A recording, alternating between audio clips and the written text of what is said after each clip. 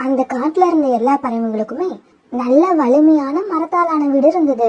ஆனா சோனா குருவி ரொம்ப ஏழை குருவி. அதனால தன்னுடைய 2 குழந்தைங்களும் வச்சுக்கிட்டு ஒரு பழைய கூட்டுல வாழ்ந்து வந்தது. ஒரு நாள் அந்த காட்டுல உள்ள எல்லா பறவைகளுமே ஒரு இடத்துல உட்கார்ந்து பேசிக்கிட்டு இருக்கும் பொழுது இவங்களோட நண்பனான கருமேகம் ஒண்ணு அங்க வந்தது. நண்பர்களே, உங்க காட்டுல வெப்பம் ரொம்ப அதிகமாயிடுச்சு.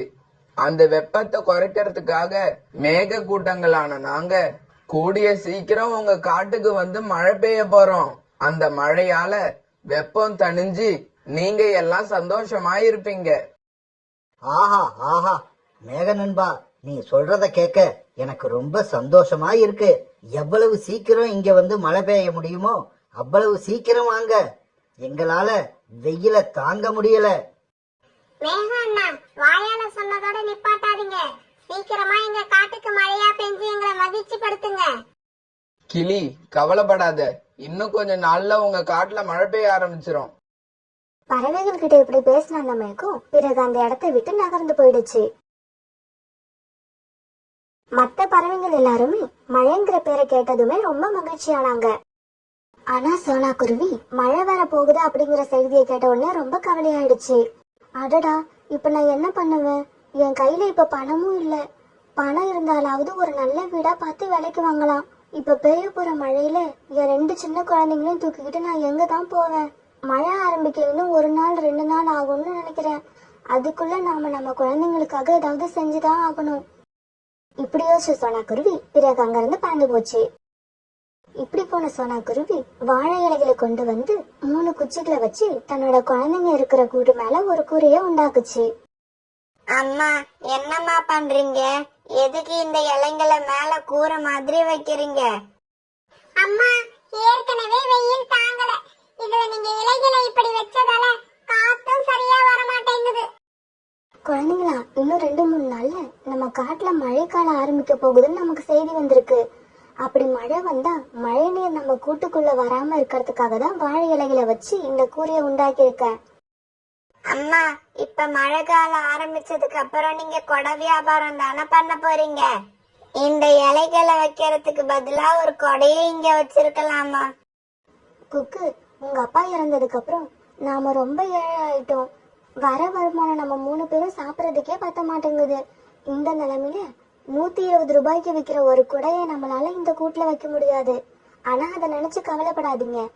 நமக்கு ஒரு நாள் நல்ல நேரம் வரும். நாம 3 பேரும் நல்ல நிலைமைக்கு வருவோம். அம்மா, அப்பா உயிரோட இருந்தப்ப நம்ம நல்ல வசதியா இருந்தோம். அப்ப அப்பாவும் நீங்களும் எல்லா பறவைகளுக்கும் எப்படி எல்லாம் உதவி செஞ்சிருக்கீங்க. ஆனா இப்ப நாம ஏழையான உடனே ஏமா யாருமே நமக்கு உதவி செய்யல? பியூட்டி, உதவிங்கிறது திருப்பி செய்வாங்கன்னு எதிர்பார்த்து செய்யறது கிடையாது. அது நம்ம மனசுல தன்னால வர கருணையால செய்யறது. அந்த மாதிரி வர கருணை திரும்ப எதையும் எதிர்பார்க்காது.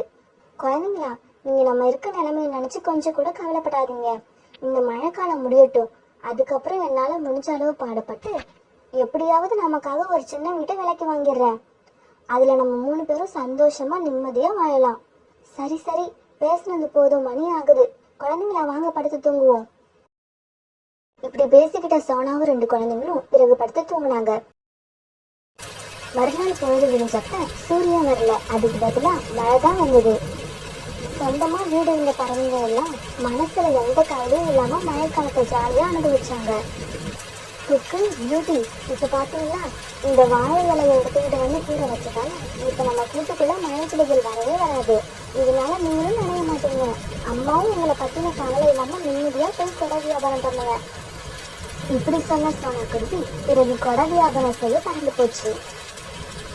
கொடை வாங்கிட்டு போங்கம்மா, கொடை வாங்கிட்டு போங்கய்யா. கொடை நல்ல கொடை, வெள்ள கொடை, மழையில இருந்து உங்களை பாதுகாக்கும் கொடை. சோனா குருவி தன்னோட கொடைகளை விற்கிறதுக்காக கொற்ற மழையில நின்று இப்படி கத்திக்கிட்டு இருந்தது. சோனா, மழையில இப்படி நனைஞ்சுக்கிட்டு கொடை வியாபாரம் பண்றியே, உனக்கு குளிர்ல இப்படி நனையறதால நாளைக்கு உனக்கு காய்ச்சல் வந்துட்டா என்ன பண்ணுவ? புல்புலாக்கா, நான் என்ன பண்றது? என்னோட கூட்டுல என் குழந்தைங்க 2 பேரும் பசியோட இருப்பாங்க. நான் இப்ப இந்த மழையில நனையனா அவங்க 2 பேருக்கும் சாப்பாடு கிடைக்காது. சரி சோனா, நல்ல கொடையா எனக்கு ஒரு கொடை கொடு. ஏற்கனவே எங்க வீட்டுல கொடை இருக்கு. இருந்தாலும் இந்த கொடையை நான் உனக்காக தான் வாங்குறேன். இப்படி சொன்ன பிறகு கொடைக்கான காசு கொடுத்துட்டு கொடையை வாங்கிட்டு பறந்து போச்சு. ஆனா இதே சமயத்துல காத்து கொஞ்சம் அதிகமா வீச ஆரம்பிச்சது. இப்படி வீச ஆரம்பிச்ச காத்தால லேசா ஆடிக்கிட்டு இருந்த சோனா குருவியோட கூடு கொஞ்ச நேரம் போனதும் மரத்துல இருந்து கீழே விழுந்துருச்சு. இதனால அந்த கூட்டுல இருந்த குழந்தைங்களுக்கும் அடிபட்டு அவங்க 2 பேரும் கீழே விழுந்ததால மயக்கம் ஆயிட்டாங்க. ஆனா அவங்களோட காயத்துல இருந்து ரத்தம் வந்துகிட்டே இருந்தது. பிறகு கொஞ்ச நேரம் கழிச்சு குக்குவும் பியூட்டியும் மயக்க தெளிஞ்சு எழுந்தாங்க. ஆனா அப்பவும் அவங்க காயத்துல இருந்து வர ரத்தம் நிக்கல. இவங்க இப்படி கீழே வந்து பிறந்தப்ப அந்த வழியில நிறைய பறவைகள் பறந்து போயிட்டு தான் இருந்தாங்க. ஆனா யாருமே இவங்களை கண்டுக்கல. இப்படி வந்த ஜம்ஜம் பறவை குக்குவையும் பியூட்டியும் பார்த்துட்டு உடனே அவங்க கிட்ட போச்சு. குக்கு, பியூட்டி, நீங்க 2 பேரும் எப்படி இங்க விழுந்தீங்க? உங்க 2 பேர் உடம்புலயும் நிறைய அடிபட்டு வேற இருக்கு. பிறகு பியூட்டி நடந்த எல்லாத்தையும் ஜம்ஜம் பறவை கிட்ட விளக்கமா சொல்லுச்சு. இந்த காட்டுல உள்ள பறவைகள் எவ்வளவு நன்றி கெட்ட பறவைகள்னு நான் இன்னைக்கு தான் தெரிஞ்சுக்கிட்டேன். உங்க அம்மா சோனா குருவி கிட்ட உதவி கேட்காத பறவைகளே இந்த காட்டுல கிடையாது. சோனா குருவி அந்த அளவுக்கு எல்லாருக்கும் உதவி பண்ணியிருக்கு. ஆனா இன்னைக்கு சோனா குருவியோட நிலைமை ரொம்பவும் கஷ்டத்துல இருக்கிறப்ப எந்த பறவையுமே சோனா குருவிக்கோ இல்ல உங்களுக்கோ உதவி செய்ய முன்வரல. இதையெல்லாம் நினைக்கிறப்ப எனக்கு ரொம்ப வேதனையா இருக்கு. குழந்தைகளா, நீங்க கவலைப்படாதீங்க. இந்த பறவைகள் மாதிரி எனக்கு ஒன்றும் இரும்பு இதயம் கிடையாது. நீங்க என் வீட்டுக்கு வாங்க, நான் உங்களை அழைச்சிக்கிட்டு போறேன். இப்படி சொன்ன ஜம்ஜம் பறவை குக்குவையும் பியூட்டியும் தன்னோட தோல்ல உட்கார வச்சுக்கிட்டு தன்னோட வீட்டுக்கு பறந்து போச்சு. ஜம்ஜம் பறவை இப்படி குக்குவையும் பியூட்டியையும் தூக்கிட்டு போறத அந்த காட்டுல உள்ள எல்லா பறவைகளுமே பார்த்தாங்க. குக்குவையும் பியூட்டியையும் வீட்டுக்கு அழைச்சிட்டு போன ஜம்ஜம் பறவை அவங்க காயத்துக்கு மருந்து போட்டு விட்டது. பிறகு தன்னோட குழந்தைங்களுக்கு அடிபட்டு ஜம்ஜம் வீட்டுல இருக்கிற செய்தியை கேள்விப்பட்ட சோனா குருவி ஜம்ஜம் வீட்டுக்கு வந்தது. ஜம்ஜம் அண்ணா, என் குழந்தைங்களுக்கு என்ன ஆச்சு? காயம் ரொம்ப அதிகமா இருக்கா? சோனா குருவி, கவலைப்படாத. நான் 2 பேர் காயத்துக்கும் மருந்து போட்டு விட்டுருக்கேன். சீக்கிரமா ஆறிடும். இருந்தாலும் குழந்தைகளுக்கு சரியான பாதுகாப்பு இல்லாம நீ உன்னோட வியாபாரத்தை பார்க்க போனது பெரிய தப்பு. நான் என்ன பண்றது? என்னோட நிலைமை அந்த மாதிரி இருக்கு. சோனா, உன் கணவர் உயிரோடு இருந்தப்ப காட்டுல எந்த பறவைக்கு கஷ்டம் வந்தாலும் அவங்க கூட யார் இருக்காங்களோ இல்லையோ, ஆனா நீ கண்டிப்பா இருப்ப. ஆனா நீ இப்ப இவ்வளவு கஷ்டத்துல இருக்கும்போது உன் கூட நிக்க, உன் கஷ்டத்தை பங்கு போட்டுக்க எந்த பறவையுமே வரலன்னு நினைக்கும் போது என் மனசு ரொம்ப வேதனையா இருக்கு. சோனா சகோதரி, நீ இனிமே எங்கேயும் போக வேண்டாம். இனி நீங்க என் வீட்லயே தங்கிக்கிங்க. ஜம்ஜம் அண்ணா, 2 வருஷத்துக்கு முன்னால நீங்க எப்படி இருந்தீங்களோ இப்பவும் அப்படியே இருக்கீங்க. கொஞ்சம் கூட மாறவே இல்ல. ஆமா சோனா, நான் அப்படியே தான் இருக்கேன். என்னோட மனசும் அப்ப எப்படி இருந்ததோ அதே மாதிரி தான் இப்பவும் இருக்கு. இந்த காட்டுல உள்ள பறவைகள் மாதிரி சந்தர்ப்பத்துக்கு ஏத்த மாதிரி என் மனசை நான் மாத்திக்க மாட்டேன். ரீட்டா, சோனா குருவி இன்னைக்கு கொற்ற மழையில நனைஞ்சுக்கிட்டு கொடை வியாபாரம் பண்ணிக்கிட்டு இருந்தது. அத பார்க்கவே ரொம்ப பாவமா இருந்துச்சு. அந்த அளவுக்கு கஷ்டம் வந்துருச்சு அதுக்கு. அது நல்லா இருந்த சமயத்துல எவ்வளவு பறவைகளுக்கு உதவி பண்ணிருக்கு தெரியுமா? ஆமா புல்புல், நீ சொல்றது உண்மைதான். நான் கஷ்டத்துல இருக்கும்போது சோனா எனக்கு நிறைய உதவி பண்ணிருக்கு. இருந்தாலும் அது இவ்வளவு கஷ்டப்படும் போது நான் எந்த உதவியும் செய்யாம இருக்கிறது நினைச்சா எனக்கே கொஞ்சம் வெக்கமா தான் இருக்கு. கிளி, இந்த நிலைமையில நீ மட்டும் இல்ல, நானும் அதே நிலைமையில தான் இருக்கேன். இது வரைக்கும் சோனாவுக்கு எந்த உதவியும் செய்யாதத நினைச்சா எனக்கும் அசிங்கமா தான் இருக்கு. நானும் காலேஜையும் சோனா கிட்ட எத்தனையோ தடவை உணவு வாங்கி சாப்பிட்டு இருக்கோம். நாங்க போய் கேட்டு ஒரு தடவை கூட நாங்க வெறும் கையோட திரும்பி வந்ததே கிடையாது. இருக்கிறது கொஞ்சம் உணவா இருந்தா கூட அதுல பாதியை எங்க கிட்ட கொடுத்துரும். 10 ரூபாய் கொடுத்துட்டு அதை 10 தடவை சொல்லி காட்டுற இந்த காலத்துல ஒருத்தருக்கு தான் செஞ்ச உதவிய மத்தவங்க கிட்ட சோனா இது வரைக்கும் சொன்னதே கிடையாது. ஆனா சோனா கஷ்டத்துல இருக்குன்னு தெரிஞ்சும் நாங்க கூட இது வரைக்கும் அதுக்கு உதவி செய்யணும்னு நினைக்கவே இல்லை. அது ரொம்ப தப்புன்னு இப்பதான் உணர்ந்தேன். சரி சரி, நாம இப்பயும் இப்படி வாயால பேசிக்கிட்டு எதுவும் செய்யாம இருந்துடக்கூடாது. யாராவது சொல்லுங்க, நாம இப்ப சோனா குருவிக்கு என்ன பண்ணலாம்? பறவைகளே, நான் சொல்றதை கேளுங்க. ரொம்ப முக்கியமா தேவை ஒரு வீடு. அது ஒரு வீடு இல்லாம தான் 2 சின்ன குழந்தைங்களை வச்சுக்கிட்டு ரொம்ப கஷ்டப்படுது. அதனால எல்லாரும் ஆளுக்கு கொஞ்சம் பணம் போட்டு சோனா குருவிக்கு ஒரு வீடு வாங்கி கொடுக்கலாங்கிறது தான் என்னோட ஆசை. இந்த திட்டம் ரொம்ப நல்லா இருக்கு, இதுக்கு நான் ஒத்துக்கிறேன். எவ்வளவு பணம் வேணும்னு சொல்லுங்க, நான் தரேன். பறவைகளே, இந்த ஐடியா நமக்கு ஏன் இத்தனை நாளா வரலன்னு நினைச்சு எனக்கு ரொம்ப வெக்கமா இருக்கு. பறவைகளே, ஒரு நிமிஷம் இருங்க, எனக்கு ஒரு சந்தேகம். என்ன சந்தேகம்? இல்ல, இவ்வளவு நாள் கஷ்டத்துல இருந்த சோனா குருவிய நம்ம யாருமே கண்டுக்கல. அதனால நம்ம மேல அது கண்டிப்பா கோபத்துலதான் இருக்கும். இப்ப திடீர்னு நமக்கு ஞானோதயம் வந்து சோனாவுக்காக வீடு வாங்கி கொடுத்தா வேண்டாம்னு சொல்லாம அது வாங்கிக்குமா? சோனா இப்ப நம்ம மேல கோபமா இருந்தா அது கண்டிப்பா தப்பே இல்ல, நியாயமான கோபம்தான். அதனால தவறு செய்து நாம தான் எப்படியாவது மன்னிப்பு கேட்டு வாங்குற வீட்டை சோனா கிட்ட கொடுத்தாகணும்.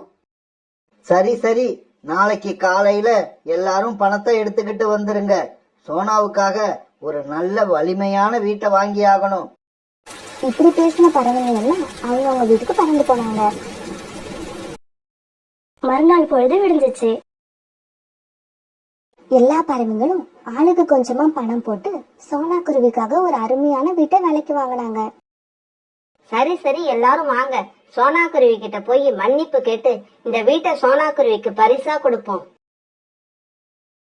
இப்படி சொன்ன பறவைங்க எல்லாம் ஜம்ஜம் பறவை வீட்டுக்கு பறந்து போனாங்க.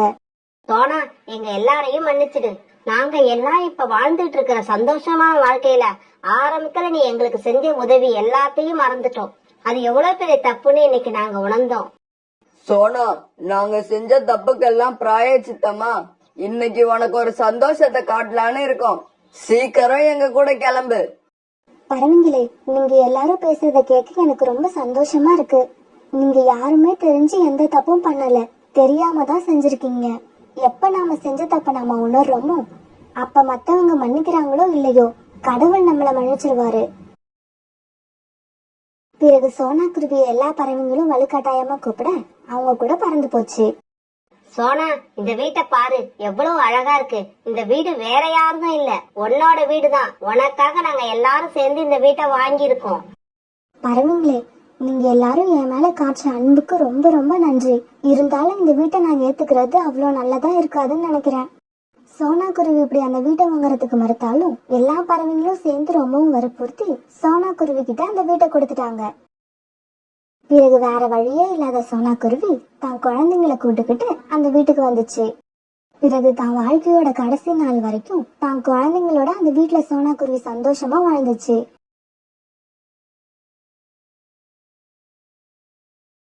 அந்த காட்டோட கிளைமேட் கொஞ்சம் கொஞ்சமா மாற ஆரம்பிச்சது. வெயில் காலம் முடிய போற நேரம் அது. மழைக்காலம் எப்ப வேணாலும் ஆரம்பிக்கலாம். அதனால சில பறவைகள் தங்களுடைய வீட்டை ரிப்பேர் பார்த்து சரி செஞ்சுக்கிட்டு இருந்தாங்க. சில பறவைகள் ரொம்ப மோசமா இருந்த தங்களுடைய வீட்டை இடிச்சிட்டு புதுசா வீடு கட்டிக்கிட்டு இருந்தாங்க.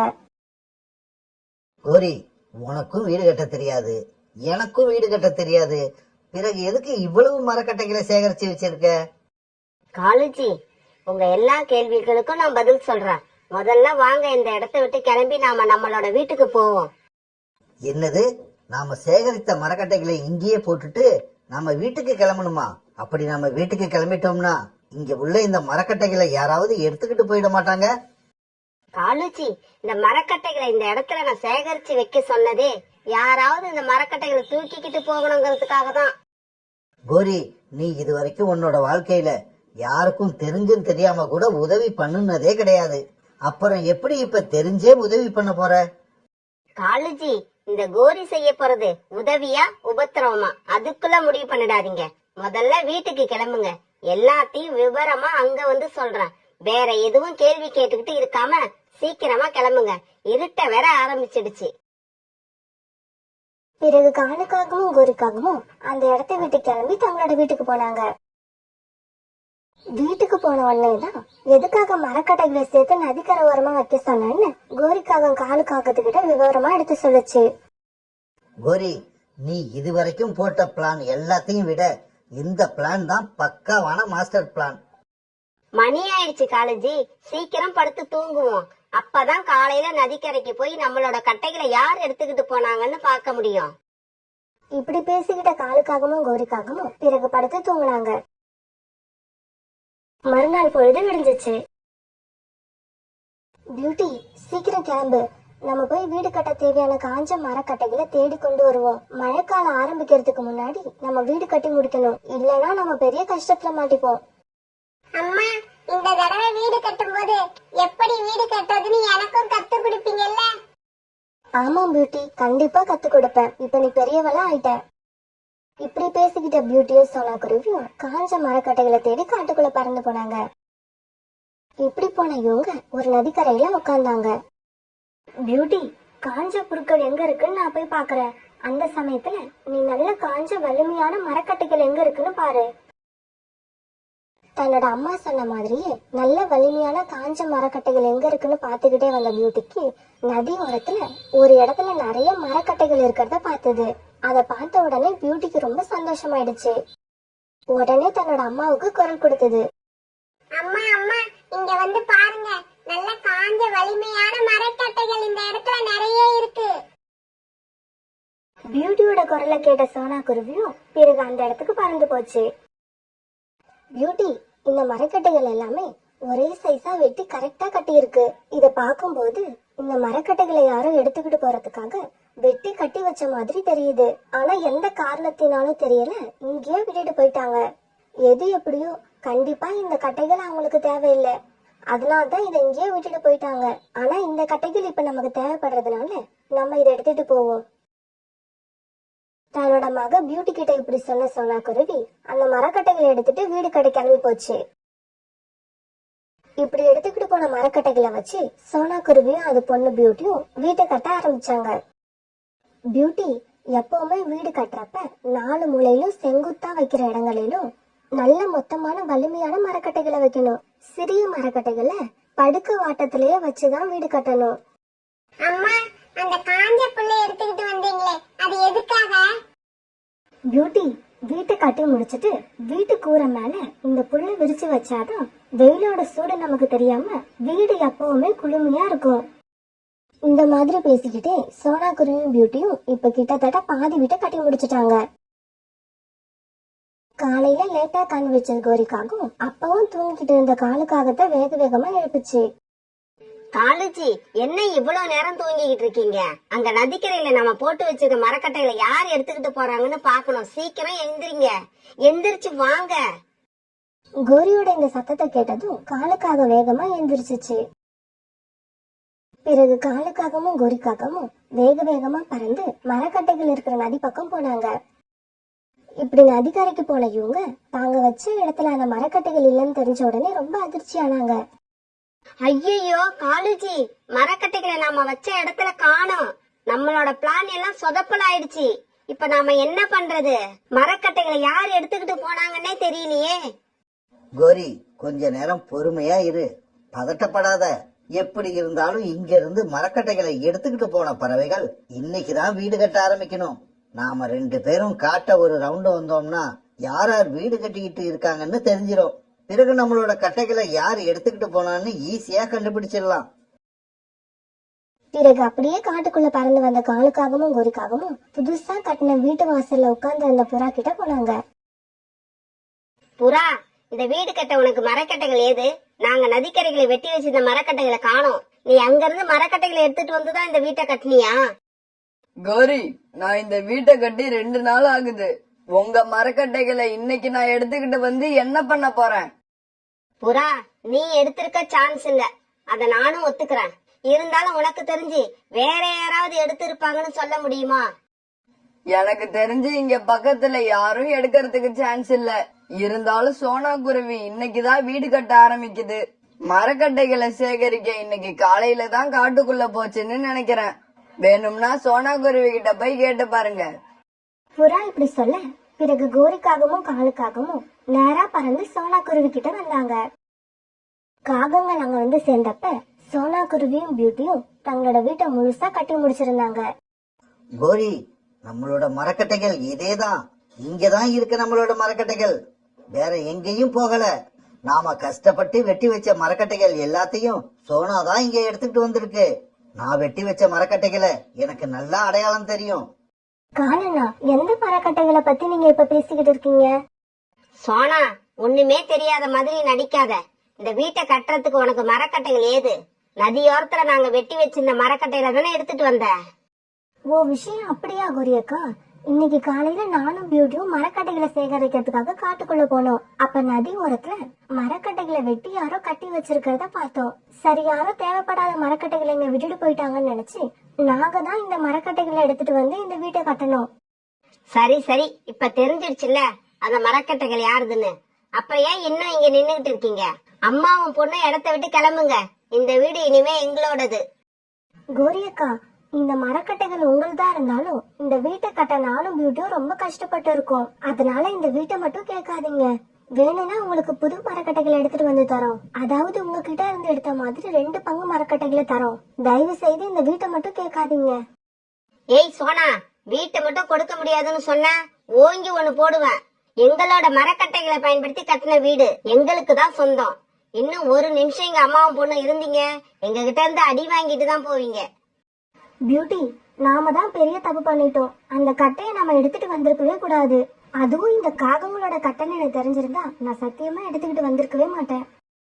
எது எப்படியோ மரக்கட்டைகளை எடுத்துட்டு வந்துட்டீங்க, வீட்டையும் கட்டிட்டீங்க. இப்ப மரியாதையா இந்த வீட்டை எங்க கிட்ட கொடுத்துட்டு நீங்க புது மரக்கட்டையை எடுத்து வேற இடத்துல போய் வீடு கட்டிக்கிங்க. சோனா குருவிக்கு நல்லாவே தெரியும், இனி நாம என்னதான் பேசினாலும் இந்த காகங்கள் இந்த வீட்டுல நாம இருக்கிறதுக்கு ஒத்துக்கவே ஒத்துக்காதுன்னு. இப்படி யோசிச்ச சோனா குருவி பிறகு தான் பொண்ணு பியூட்டிய கூப்பிட்டுக்கிட்டு அந்த இடத்த விட்டு பறந்து போச்சு. காலுஜி, நமக்கு புது வீடு கிடைச்சிருச்சு, நமக்கு புது வீடு கிடைச்சிருச்சு. காலுஜி, ஒரு நிமிஷம் யோசிச்சு பாத்தீங்களா? உங்களுக்கும் வீடு கட்ட தெரியாது, எனக்கும் வீடு கட்ட தெரியாது. ஆனா இந்த கோரியோட ஐடியாவால இப்ப நமக்கு ஒரு வலிமையான புது வீடு கிடைச்சிடுச்சு. இந்த சோனா குருவியை நினைச்சா எனக்கு சிரிப்பு தான் வருது. இந்த குருவி நம்ம கிட்ட ஏமாறதுக்குன்னே இருக்கு. இப்படி போன சோனா குருவியும் பியூட்டியும் ஒரு ஆத்தங்கரையில போய் உட்கார்ந்தாங்க. அம்மா வாங்க, நாம காட்டுக்குள்ள போய் மரக்கட்டைகளை எடுத்துக்கிட்டு வந்து மறுபடியும் வீடு கட்ட ஆரம்பிப்போம். இல்ல பியூட்டி, இந்த தடவை நாம அந்த காகங்கள் கிட்ட ஏமாறக்கூடாது. இந்த தடவை அந்த காகங்களை தான் நம்ம ஏமாத்த போறோம். இப்படி பேசின சோனா குருவி பிறகு பியூட்டியை அழைச்சுக்கிட்டு தன்னுடைய அம்மா வீட்டுக்கு போச்சு. இப்படி வீட்டுக்கு போன சோனா குருவி தன்னோட அம்மா கிட்ட நடந்தது எல்லாத்தையும் சொல்லி அழுதுச்சு. சோனா, நீ எதுக்கும் கவலைப்படாத. நீ யாரையும் கெடுக்கணும்னு நினைக்கல. உனக்கு எல்லாமே நல்லபடியா தான் நடக்கும். நீயும் பியூட்டியும் எனக்கு ஈர களிமண் மட்டும் எடுத்துக்கிட்டு வந்து கொடுங்க. நீங்க நினைக்கிற மாதிரி வீட்டை நான் சீக்கிரமாவே கட்டி கொடுக்கறேன். காலுஜி, காலுஜி, அங்க பாருங்க, நம்ம கிட்ட வீட்டை கொடுத்துட்டு போன சோனா குருவி அவங்க அம்மாவை அழைச்சிக்கிட்டு வந்து அங்க ஒரு அழகான மண் வீட்டை கட்டிக்கிட்டு இருக்கு. கோரி, வெயில் காலத்துல மண் வீட்டுக்குள்ள இருந்தா எப்படி தெரியுமா இருக்கும்? ஏசி வச்ச வீட்டுக்குள்ள இருக்கிற மாதிரி இருக்கும். அப்படியா காலுஜி? நான் இது வரைக்கும் மண் வீட்டுல வாழ்ந்ததே இல்ல. அத பத்தி நீ ஒன்னும் கவலைப்படாத கோரி. சோனா குருவியோட அம்மா அந்த வீட்டை கட்டி முடிக்கட்டும். சோனா குருவி கிட்ட நாம இந்த வீட்டை கொடுத்துட்டு அந்த வீட்டை வாங்கிடுவோம். காலுஜி, சோனா குருவி அந்த வீட்டை கொடுக்க மாட்டேன்னு சொன்னா? அது எப்படி இல்லைன்னு சொல்ல முடியும்? ஓங்கி 2 போட்டோம்னா எந்த வீடா இருந்தாலும் அது நம்ம கிட்ட விட்டுட்டு சோனா குருவி ஓடியே போயிடும். அன்னைக்கு சாயங்காலம் வரைக்கும் வேலை செஞ்ச சோனா குருவியோட அம்மா அந்த அழகான மண் வீட்டை கட்டி முடிச்சாங்க. அந்த வீடு ரொம்பவும் அழகா இருந்தது. சோனா, நான் சொல்றத நல்லா காதுல வாங்கிக்க. இது மண் வீடு. வெயில் காலத்துல இந்த வீட்டுல வசிக்க ரொம்ப குளுமையா இருக்கும். இருந்தாலும் மழை காலத்துல இந்த வீட்டுல வாழறது ரொம்பவும் ஆபத்தானது. எப்ப வேணும்னாலும் இடிஞ்சு விழ வாய்ப்பு இருக்கு. அம்மா, எனக்கு இந்த விஷயம் ஏற்கனவே தெரியும். தெரிஞ்சதால் தான் இந்த மண் வீட்டை நான் கட்டவே சொன்னேன். கொஞ்ச நேரம் கழிச்சு சோனா குருவியோட அம்மா தன்னோட வீட்டுக்கு பறந்து போனாங்க. பிறகு சோனா குருவியும் பியூட்டியும் தங்களோட மண் வீட்டுக்குள்ள போகலான்னு நினைக்கிறப்ப கோரிக்காகவும் காலுக்காகவும் அங்க வந்தாங்க. சோனா, காலையில உன்னை அந்த வீட்டை விட்டு அனுப்பினதுல இருந்தே எனக்கு மனசே சரியில்லை. என்ன இருந்தாலும் அந்த வீடு நீயும் உன் பொண்ணு பியூட்டியும் பார்த்து பார்த்து கட்டின வீடு. நான் செஞ்சது நியாயம் இல்லைன்னு என் மனசே எனக்கு சொல்லுச்சு. அதனாலதான் அந்த வீட்டை உனக்கே கொடுத்துட்டு நான் இந்த வீட்டுல வந்து இருக்கலாம்னு முடிவு பண்ணிருக்கேன். கோரி அக்கா, உங்க பேச்சையெல்லாம் நம்பி இந்த வீட்டை உங்களுக்கு நான் கொடுக்க மாட்டேன். 2 நாள் இந்த வீட்டுல இருப்பீங்க, எனக்கு மறுபடியும் அந்த வீடு வேணும்னு கேப்பீங்க. அதனால இந்த மண் வீட்டுல நானே இருந்துக்கிறேன். சோனா தங்கச்சி, தயவு செய்து இப்படி எல்லாம் சொல்லாத.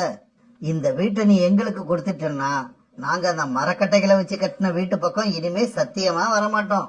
கோரி, நீயும் சத்தியம் பண்ணு. ஆமா சோனா, நீங்க ஆசையா கட்டின வீட்டை நீங்களே எடுத்துக்குங்க. இந்த மண் வீட்ல நாங்க இருந்துக்கிறோம். இது சத்தியம். கோரியும் காலும் இப்படி போட்டி போட்டுக்கிட்டு சத்தியம் பண்ண உடனே சோனா குருவியும் பியூட்டியும் ரொம்ப சந்தோஷமா தங்களோட மரக்கட்டைகளான வீட்டுக்கு போனாங்க. அங்க போய் ரொம்ப மகிழ்ச்சியா வாழ்ந்தாங்க. இப்படியே சில நாட்கள் நகர்ந்துச்சு. ஒரு நாள் கருமேகங்கள் எல்லாம் ஒன்னா திரண்டு வந்து பெரிய ஆரம்பிச்சது. பிறகு கொஞ்ச நேரத்துல மழையும் பெஞ்சது. காலுஜி, நாம இத்தனை நாள் இந்த மண் வீட்ல வெயில்ல இருந்து தான் பாத்திருக்கோம். இன்னைக்குதான் முதல்ல மழையில இருந்து பார்க்க போறோம். அத நினைச்சாலே எனக்கு ரொம்ப சந்தோஷமா இருக்கு. ஆமா கோரி, எனக்கு கூட இப்ப நம்ம வீட்டுக்குள்ள 4 ஏசி இருக்கிற மாதிரி இருக்கு. இப்படியே பேசிக்கிட்டு இருந்த காலும் கோரியும் அப்படியே தூங்க போனாங்க. ராத்திரி பூரா பெஞ்சுக்கிட்டே இருந்த மழையில பாதி ராத்திரியில அந்த மண் வீடு கொஞ்சம் கொஞ்சமா கரைஞ்சி கடைசியா இடிஞ்சே கீழே விழுந்துடுச்சு. காலுஜி, நீங்க எங்க இருக்கீங்க? கோரி, நீ எங்க இருக்க? நான் இங்க கீழே கிடக்குறேன். காலுஜி, என்னோட ரெக்கையில ஒன்ன காணோம். ரத்தம் வேற அதிகமா வருது. எனக்கு 2 ரெக்கைகளும் இருக்கு, ஆனா வால் பகுதியை தான் காணும். காலுஜி, சோனா குருவியை ஏமாத்தி வீட்டை வாங்கினதுக்கான தண்டனை இதுதான்னு நினைக்கிறேன். ஆமா கோரி, ஆமா. அதனாலதான் உனக்கு 1 ரெக்கையும் எனக்கு வாலும் இல்லாம போயிடுச்சு.